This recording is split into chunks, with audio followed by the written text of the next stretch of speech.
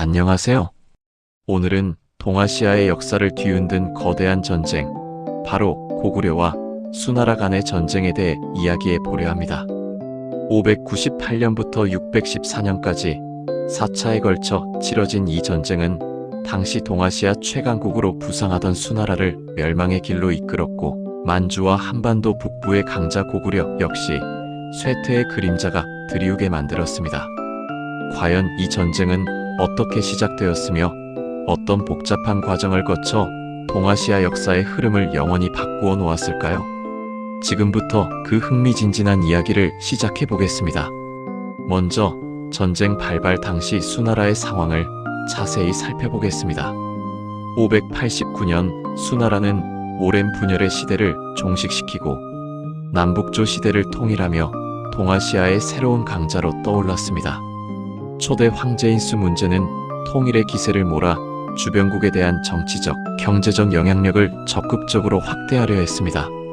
특히 고구려에 대해서는 노골적으로 강압적인 태도를 보이며 수나라에 복속할 것을 강하게 요구했습니다. 수나라의 입장에서 고구려는 전략적으로 매우 중요한 위치에 있었기에 눈의 가시와 같은 존재였을지도 모릅니다. 지정학적으로 수나라의 동쪽 변경을 끊임없이 위협할 수 있었고, 강력한 군사력을 바탕으로 수나라의 통제에서 벗어나 독자적인 세력을 굳건히 유지하고 있었기 때문입니다. 그렇다면 당시 고구려의 내부 상황은 어떠했을까요? 고구려는 외부적으로는 수나라의 강성함에 맞서 국가의 존립을 지키기 위해 굳건한 방어, 태세를 구축하는 데 전력을 기울이고 있었습니다. 영양왕은 수나라의 거듭되는 압박에 굴하지 않고 오히려 선제 공격을 감행하며 수나라의 정면으로 맞서는 강경한 태도를 보였습니다. 598년 고구려군은 수나라의 동쪽 변경에 위치한 전초기지인 영주를 기습적으로 공격하며 기나긴 전쟁의 서막을 알렸습니다.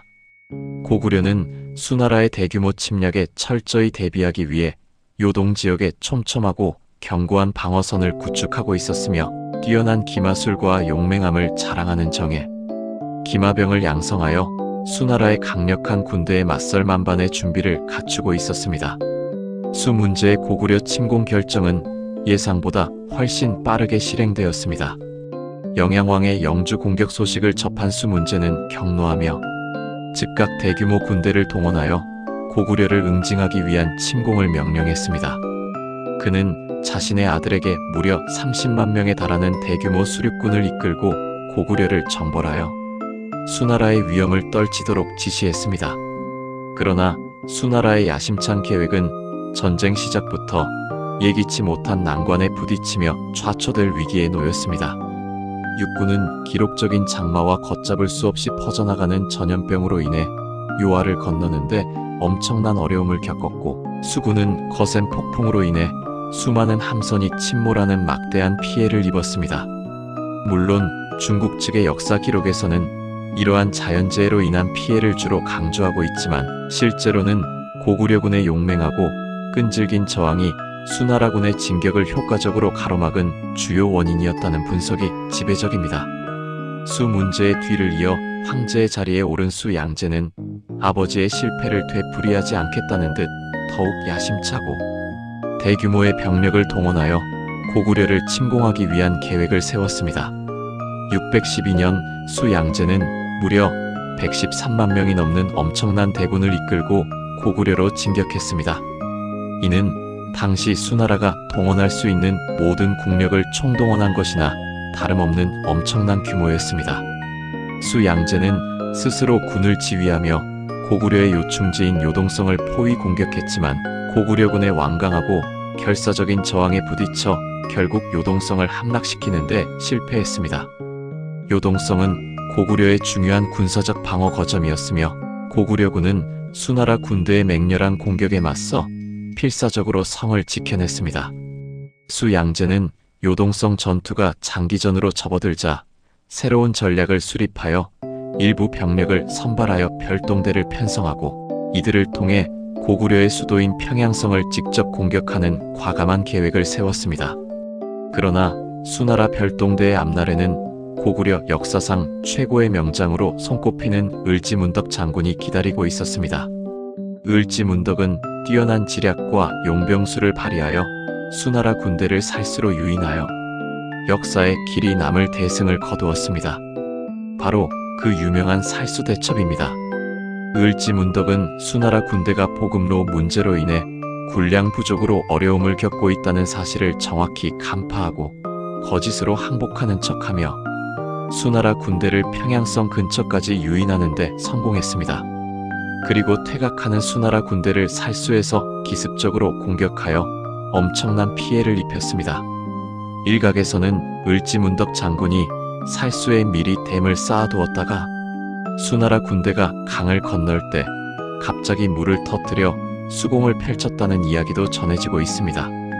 살수 대첩으로 인해 수나라 군대는 거의 전멸하다시피 했고 간신히 요하를 건너 수나라로 돌아간 병사는 불과 2,700여 명에 불과했습니다. 수나라는 613년과 614년 두 차례에 걸쳐 다시 고구려를 침공했지만 국내에서 발생한 잇따른 반란과 정치적 혼란으로 인해 모든 침공이 실패로 돌아갔습니다. 특히 613년에는 수나라의 유력한 장군이었던 양양감이 반란을 일으키면서 수나라 군대가 고구려 침공을 중단하고 회군하는 결정적인 계기가 되었습니다.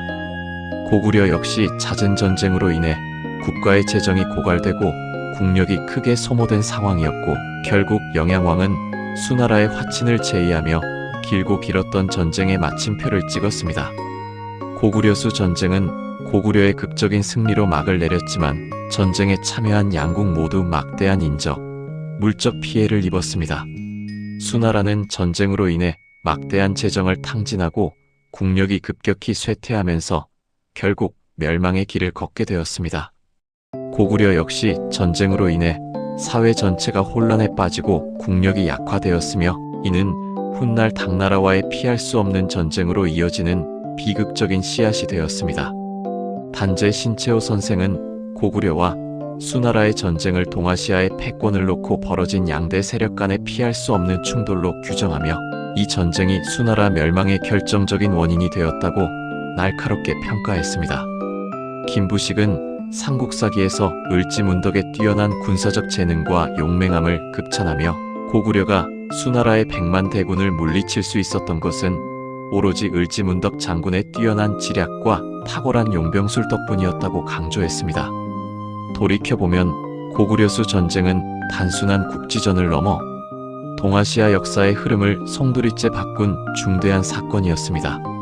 이 전쟁은 수나라의 멸망을 앞당겼을 뿐만 아니라 고구려 역시 쇠퇴의 길을 걷게 만들었습니다. 또한 이 전쟁은 이후 동아시아 국제관계에 지대한 영향을 미치며 새로운 질서를 형성하는 데 중요한 역할을 했습니다. 오늘 우리는 고구려수 전쟁이라는 역사적 사건을 통해 과거의 교훈을 되새기고 역사를 통해 미래를 통찰할 수 있는 소중한 지혜를 얻을 수 있었습니다. 오늘 내용은 여기까지입니다. 시청해주셔서 감사합니다.